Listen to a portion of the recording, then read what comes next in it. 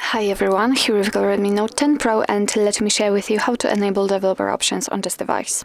So first of all, we have to find and open the settings, and now let's go to the very top of the list and tap on About Phone. Here we've got the MIUI version, and this is the thing we are looking for right now because it will allow us to actually activate the developer mode. So all we have to do right now is simply keep tapping on it until we will see the info that we are in a developer mode. So keep tapping.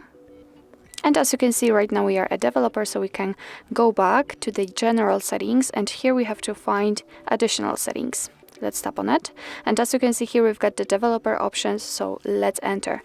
And here we've got plenty of advanced settings which we can customize. So for example, we can turn on or off the strict mode. Here we can show view updates, we can change the window animation scale, show surface updates, show visual feedback for tabs, and so on and so on. So we've got plenty of advanced options to choose from to customize. So in order to turn on the feature, just tap on the switcher on it, and as you can see it is immediately activated and applied. Obviously you can turn it off the same way just by tapping on the switcher. If you can see the options without the switcher, for example like here in the window animation scale, just tap on it in order to open much more advanced settings.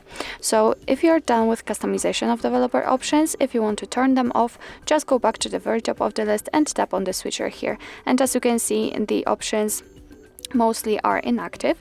And after getting back to the general settings and entering additional settings again, you can see that the developer options simply disappeared. But obviously no worries, if you'd like to customize them again, just go back to the MIUI version step and keep tapping.